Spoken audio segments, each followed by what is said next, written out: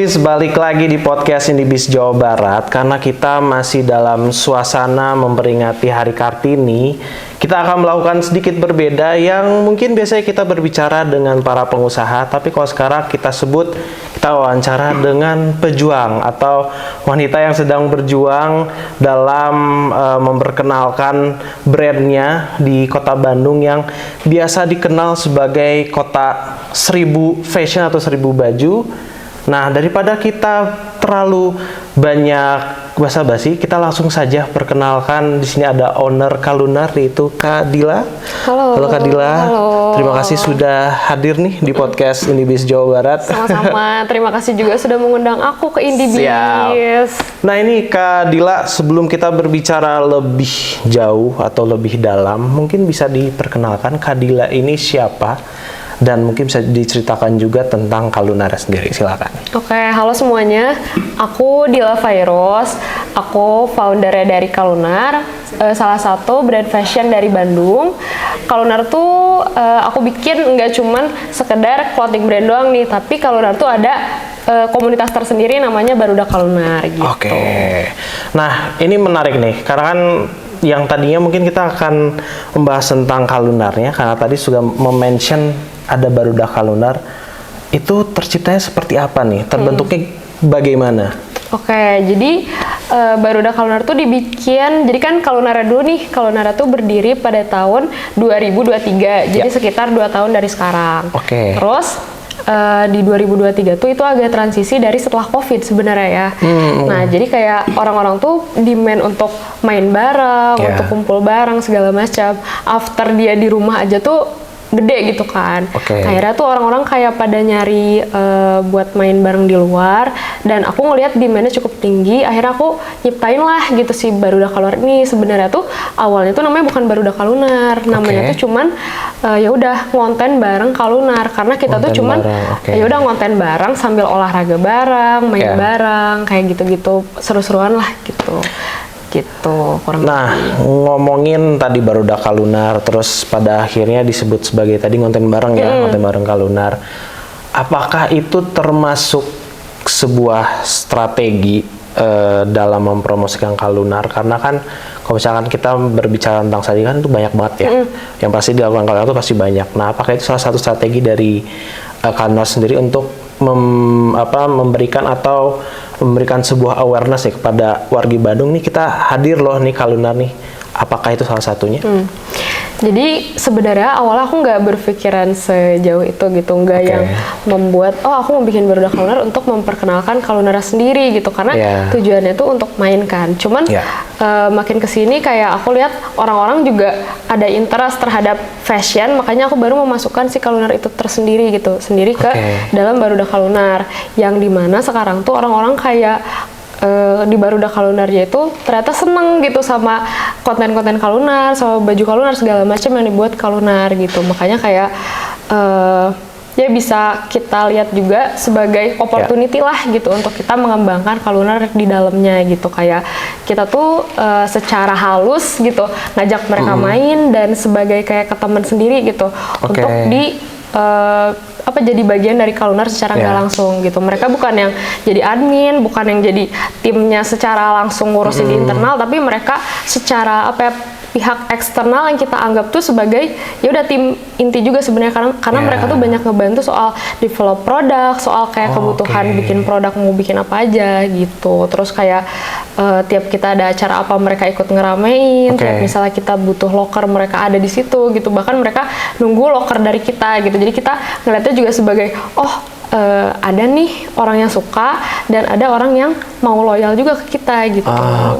Berarti bisa dibilang ide-ide ataupun model baju, dari baju sampai pun konten itu juga ada, bisa dibilang peran dari Barudak Kalunar itu ya? Betul. Kita kayak tidak meniadakan peran mereka lah gitu, karena sebenarnya kan kita ada ide apa tuh sebenarnya karena mereka gitu. Mereka resah terhadap sesuatu apa, kita berusaha provide dan nyiptain gitu yang ada di situ tuh. Oke. Gitu. Nah, ini kita masih ngomongin strategi nih. Tadi juga sudah kasih tahu, jadi tidak ingin membuat Barudak Kalunar juga sebagai sebuah strategi, Tapi dengan apa tadi banyaknya main bareng, konten apa segala macam, saya tidak langsung juga meningkatkan awareness Kalunar ya. Nah, kalau misalkan dari Kalunarnya sendiri nih, apalagi kan Bandung kan apa ya, bisa dibilang tuh kalau kita bicara persaingan tuh persaingannya bahasa Sundanya teh edan pisan lah. Edan lah. Itu apalagi untuk baju perempuan tuh, wah itu ya persaingannya lumayan ketat ya. Nah, kalau untuk Kalunar sendiri, cara membrandingkan atau cara apa namanya menyampaikan kepada wargi Bandung, terutama dari cara komunikasinya agar mereka tahu, oh brand Kalunar nih ternyata punya apa baju-baju yang setidaknya tidak kalah menarik nih dengan produk lainnya seperti apa? Oke, jadi aku tuh kalau misalnya mau apa ya jualan atau misalnya mau mempromosikan, aku tuh nggak selalu pengennya tuh oh biar diterima gitu atau misalnya oh ngejual gitu bahasanya. Jadi aku pengen orang ngelihat sendiri, orang tertarik sendiri sama apa yang udah aku ciptain, apa yang udah tim aku ciptain lewat aku pakai bajunya gitu, misalnya dari Barudak Kalunar sendiri gitu, aku kayak pakai ke misalnya lagi ada acara Barudak Kalunar, aku pakai di situ. Terus dari setiap kontennya juga kita nggak selalu menjual yang hard selling gitu, tapi kita pakai bajunya, terus kita cerita gitu, kayak ngejelasin ini bajunya tuh dia nyaman segala macam, bahannya kayak gini kita liatin gitu. Jadi kita sebenarnya ngedeliver ke merekanya tuh bukan cara jualan dengan yang ayo guys beli produknya gini diskon gini kayak gitu, lebih banyak soft selling ya. Iya, banyak soft selling karena itu akan membuat orang tuh jadi ih iya ya enak juga ya bahannya, ih gini, apalagi kalau misalnya lihat langsung dan megang bahannya langsung gitu, jadi mereka kan penasaran. Nah gitu biasanya aku kayak merepresentasikannya tuh di acara-acara yang Barudak Kalunar itu salah satunya, atau ke teman kelas kayak gitu-gitu, mereka kan biasa bisa lihat langsung gitu. Mungkin kalau selain bahan, ketika orang melihat konten Kalunar mungkin pikirnya kayak oh ternyata cocok nih dipakai buat pergi ke sini, begitu ya. Jadi value-nya tuh memberikan value yang tidak hanya apa namanya selling point-nya, tapi ya banyak gitu penilaian yang memang diberikan oleh Kalunar sendiri gitu. Nah, terus juga kalau misalkan tadi udah bicara strategi, itu kan pasti perjalanannya pasti sangat panjang sampai pada akhirnya Kalunar bisa jadi seperti sekarang. Pasti ada banyak momen-momen yang dilewati, entah itu momen ketika lagi di atas-atasnya atau mungkin di bawah dan segala macem. Saya pengen tahu nih momen yang sekiranya menurut Kak Dila paling berkesan sampai sekarang tuh masih kayak iya juga ya waktu itu pernah gitu. Ada nggak? Ini sih kayak jadi agak throwback sedikit mungkin ya. Jadi kan aku tuh tidak dibesarkan dari keluarga yang pebisnis gitu. Kedua orang tua aku kerja tipe PNS, mamaku, terus ayahku kerja kantor di bank gitu, terus keluarga-keluargaku juga banyak yang PNS gitu. Jadi aku nggak pernah diajari atau diperlihatkan soal bisnis tuh gimana gitu. Jadi aku mencari cara semuanya tuh sendiri, dan ya udah by pengalaman aja gitu. Waktu itu dikasih kesempatan juga alhamdulillah aku pernah nyoba thrift shop gitu waktu itu. Jadi aku banyak belajar soal jualan baju bekas, terus jualan kayak kecil-kecilan, jualan stiker segala macam gitu. Terus akhirnya ya udah aku memanage orang, terus sampai lahirlah Kalunar gitu. Nah, paling struggle-nya tuh, dan aku merasa kayak bangganya itu udah sampai di titik, aku alhamdulillah sekarang udah punya 35 karyawan, terus alhamdulillah juga udah bisa ngejual 60.000 pieces gitu, dengan segala keterbatasan yang dulu tuh sempat aku punya gitu, yang untuk memanage orang gitu, gimana caranya aku jadi leader yang baik juga gitu. Karena kan saat aku di usia sekarang gitu, di 25 tahun, untuk nge-lead orang-orang yang jauh umurnya di atas aku itu agak PR juga kan gitu. Makanya sekarang pas nyampe di titik sekarang kayak aku bisa juga ya gitu, ternyata ngelewatin semua itu gitu. Kadang nggak cuman soal angka doang, tapi soal membesarkan si Barudak Kalunarnya ini juga aku senang gitu melewati semua tahapan-tahapan itu. Dari segala tantangan pada akhirnya sampai di titik ini ya. Nah, berbicara tentang tantangan nih Kak Dila, apalagi yang tadi bukannya di Bandung, terus tadi banyaknya persaingan, menurut Kak Dila sendiri tantangan selain persaingan di Bandung seperti apa? Tantangannya itu dari segi apanya nih? Dari segi dalam diri aku atau? Dari diri Kak Dila dulu deh. Oke, tantangannya aku tuh sebenarnya gak enakan. Aku agak gak enakan sama orang. Jadi kalau misalnya mau minta tolong atau misalnya mau kayak mendelegasiin sesuatu ke tim tuh kayak karagok gitu, serba nggak enak gitu. Cuman kan aku jadi belajar gitu seiring berjalannya waktu. Kalau misalnya mau jadi mau tokoh kita atau sesuatu yang kita bikin grow, kita tuh harus bisa mendelegasiin ke tim gitu. Kalau misalnya kita nggak bisa, lempar ke yang lain yang lebih bisa gitu, yang lebih kompeten, yang lebih bisa ngasih insight gitu ke kitanya gitu. Jadi jangan ya udah sama kita sendiri, kita bisa kok gini. Contoh saya kita bisa, tapi ya kita bisa juga sebenarnya mendelegasiin dan diskusi gitu sama tim gitu sebenarnya. Tadi juga pasti kan dari segala tantangan pasti selalu munculan rasa semangat dan membutuhkan konsistensi yang sangat tinggi. Nah, itu bagaimana cara Kak Dila bisa selalu mempertahankan ya tadi salah satunya rasa semangat yang harus terus membara karena memang itu dibutuhkan, dan juga Kak Dila harus konsisten. Bagaimana cara Kak Dila mempertahankan itu? Jadi kalau misalnya biasanya tuh kalau aku lagi banyak tugas atau misalnya aku lagi banyak kerjaan atau bahkan lagi UTS segala macam itu lagi sibuk lah gitu ya, dan emang lagi burn out atau lagi capek-capeknya, aku tuh suka mikir lagi perjuangan aku yang udah aku lakuin dulu gitu. Kayak dulu aku nggak betah di kuliah, aku lulus lama, terus aku mau bikin si Kalunar ini pun segala terbatas gitu, terbatas dana, terus terbatas source orang-orang untuk aku ngumpulin penjahit, QC, tim dan lain-lain gitu, semua dihandle sama aku kan itu lumayan struggling gitu di saat itu kan. Makanya aku selalu ingat itu, dan di samping itu juga aku selalu ingat tim aku tuh nggak cuman berapa orang gitu, tapi ada lumayan banyak, 35, jadi aku harus mikirin nasib mereka ke depannya gimana kalau misalnya aku nggak semangat terus gitu.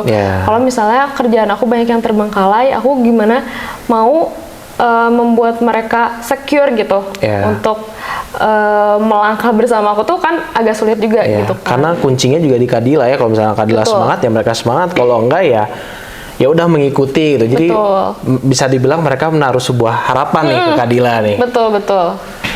Karena nggak mudah juga sih kita kayak bawa beban gitu si karyawan-karyawan kita tuh di belakang kita gitu. Kalau misalnya leadernya nggak semangat kan ya kasihan lah gitu. Jadi memang ada harus keluarga gitu, ada anak istri. Jadi memang sebagai leader ya harus tetap memperlihatkan walau banyak yang dipikirin, tapi tetap harus terlihat semangat, terlihat happy, terlihat secure juga ya, biar energi positifnya tuh mengalir. Setuju. Oke, tadi udah berbicara tentang segala tantangannya yang sudah dihadapi sampai pada akhirnya memiliki tadi 35 karyawan yang menaruh harapan besar kepada Kak Dila. Terus juga tadi ada Barudak Kalunarnya juga. Dan dari semua poin yang tadi sudah dibicarakan, pastikan tidak hanya berjalan bahasanya itu jadi tempat itu, pasti harus selalu maju nih, selalu maju ke depan, terus selalu berkembang dan lain-lain. Nah, harapannya dari setelah tadi mendapatkan 35 karyawan, adanya Barudak Kalunar, dengan adanya mereka ini, terus sudah ada di sini, harapan kedepannya seperti apa nih untuk Kalunar sendiri? Mungkin kalau dari internal sendiri gitu, aku berharap Kalunar tuh punya sistem dan SOP semua yang terstruktur gitu. Tim-tim Kalunar juga bisa jadi makin sejahtera, terus makin aku bisa angkat semuanya jadi full time gitu, dan ya hal-hal yang baik lah gitu buat internalnya gitu. Cuman kalau untuk Kalunarnya secara besar gitu ya, helikopter view, aku pengen Kalunar itu bisa jadi online shop fashion cewek terbesar gitu di Shopee, yang dia tuh sebenarnya gedenya tuh bukan dari customer luar Pulau Jawa aja gitu, tapi dari Barudak Kalunar sendiri gitu. aku pengennya kayak gitu sih. Dan kalau misalnya kedepannya lagi ya mungkin nanti bisa ekspansi ke mungkin luar negeri juga gitu sambil berjalan lah gitu semuanya gitu sih. Kalau ini nih kebetulan obrolan ekspansi, kita nggak usah jauh-jauh deh. Toko offline, apakah ada rencana? Oke. Nah ini menarik nih. Karena kan dari tadi kita bicara tentang online, apa segala macam. Nah, bener. Offline-nya dulu nih, ada apa enggak nih? Mungkin bisa di-spill dikit. Ya, sebenarnya kalau Kalunar tuh udah ada consignment store. Maksudnya kita udah menitip jual untuk di beberapa toko gitu ya, untuk offline-nya gitu. Cuman kalau untuk offline store tersendiri Kalunar tuh belum ada, dan aku rencananya tuh ingin punya kantor tersendiri yang dimana di atasnya tuh kantor untuk ya karyawan-karyawan, di bawahnya tuh untuk si offline store-nya itu gitu. Cuman aku pengen perkuat dulu sistemnya dulu nih, karena aku nggak mau once misalnya aku udah bikin toko offline-nya udah ekspansi, ternyata internalnya tuh masih berantakan gitu. Jadi ya udah perkuat internalnya dulu, baru aku bisa ekspansi gitu. Kita aminin bersama-sama ya, semoga tercapai ya di tahun ini. Atau enggak besok. Ya, besok kalau bisa besok. Ya.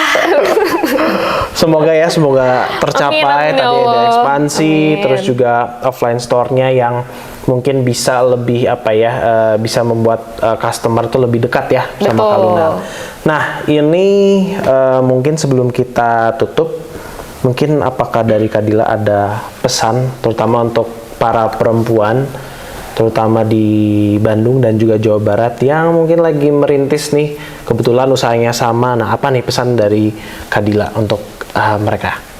Oke, buat para wanita di luar sana gitu khususnya, jadi cewek tuh berat banget, dan kita tuh dituntut jadi orang yang kuat, antara orang yang kuat atau yang lembut gitu. Tapi kita nggak harus memilih di antara keduanya gitu, kita bisa menggabungkan keduanya gitu, bisa jadi orang yang kuat dan lembut pada porsinya masing-masing gitu. Dan untuk cewek-cewek di luar sana gitu, para wanita di luar sana, jangan terbatas gitu untuk menggantungkan mimpi setinggi mungkin gitu, karena ya kita bisa kok gitu ngeraihnya, asal kita mau capek, asal kita punya niat yang besar, mimpi yang besar gitu, semuanya bisa kewujud asal kalian melihat momentum dan punya tekad yang kuat juga gitu. Jadi jangan karena cewek tuh punya keterbatasan, terus cewek tuh banyak disparain sama cowok segala macam, tapi enggak kok gitu. Kenyataannya di luar sana juga banyak wanita-wanita yang berdiri tangguh gitu bahasanya. Gitu.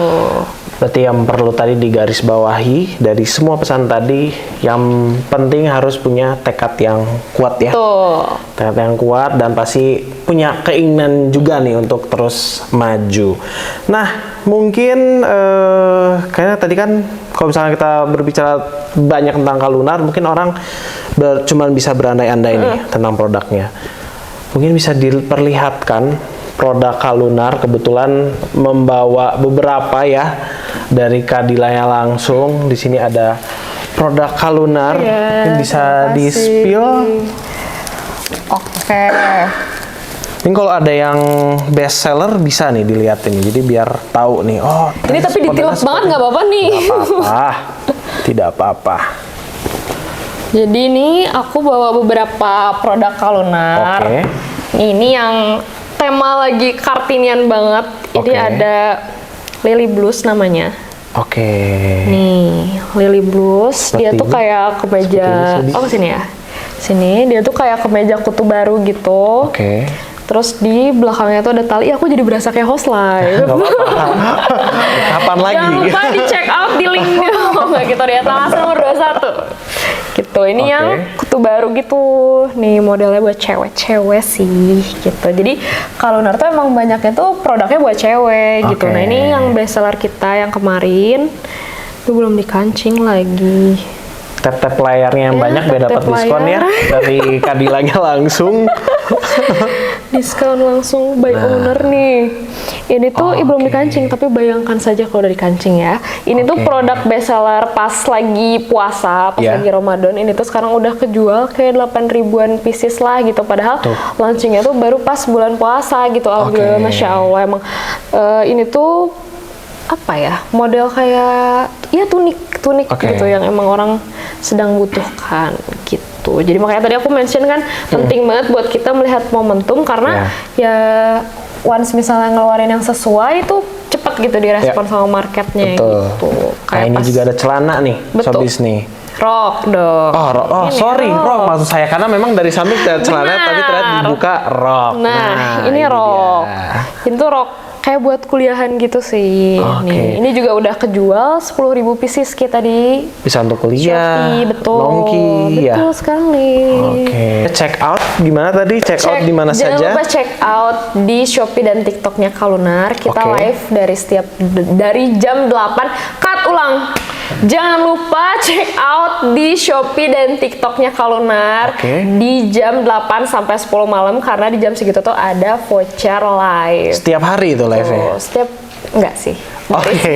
Dari Senin sampai hari Rabu doang gitu. Tapi kalau misalnya mau di luar itu juga nggak apa-apa, pakai voucher yang ada di marketplace aja gitu. Nah, kalau untuk media sosialnya bisa ditemukan di mana saja? Tadi kan media sosial ada di Instagram dan TikTok. Jangan lupa cek di @kalunar. @kalunar. Karena tadi juga aku juga baru lihat nih feednya ada yang postingan terbaru dan itu outernya sangat-sangat bagus. Corak aku akuin itu bagus. Dikirimin 3 lah habis inilah buat para kakak-kakak di sini. 6 kali 6. Nah, jadi itu kalau misalkan Sobis atau Barudak Kalunar yang nanti akan menonton atau sedang menonton sekarang ini bisa cek informasi seputaran Kalunar dan juga produk-produknya di @kalunar ya. Betul. @kalunar tadi juga ada di TikTok, ada di Shopee, terus juga jangan lupa untuk menonton live-nya untuk mendapatkan harga yang bisa dibilang spesial ya. Betul. Spesial. Dan kalau misalkan tanya harganya tadi terjangkau lah. Karena sudah banyak banget yang menjadi best seller. Nah, itu dia obrolan kita pada hari ini.